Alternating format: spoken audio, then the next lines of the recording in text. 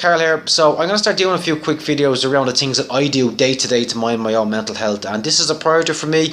I've struggled with my own mental health in the past. Thankfully, I'm great now. Life is brilliant, and it's good because I take control of it. I don't wait for it to creep up on me or just have a negative effect on me. I make sure that I mind myself physically and mentally every day. Now, one thing that I do, and it's a quick thing that I do, is try to spend a bit more time around nature. Now, it's kind of common sense that, when you're outdoors around parks, you're getting fresh air, you're exercising, it's good for your brain. But there seems to be a neurological reason why we should spend more time around nature as well. And being around trees and green areas seems to have a direct impact on a region of the brain called the subgenial cortex. And there was a piece of research done, I think it was New Zealand, I'll pop a link to it down below. It was only a small bit of research. There was about 60 people who were suffering from mild to medium depression.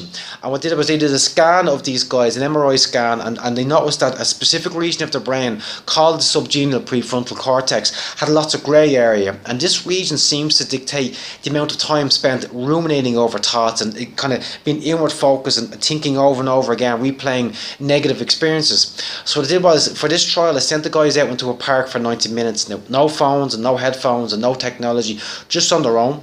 Then after 90 minutes they brought them back and I did a second scan, and I realised that the grey area around that region had diminished, had reduced, which meaning that it wasn't being used as much, and the people were asked how they felt and they actually felt much better. So there seems to be a neurological reason why we should be spending more time around nature.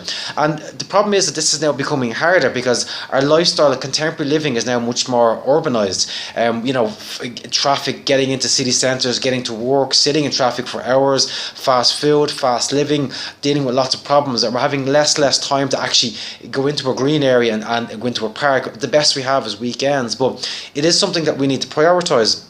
The way I prioritise it is I work in a very urbanised area, so I don't have parks or trees really near me that closely.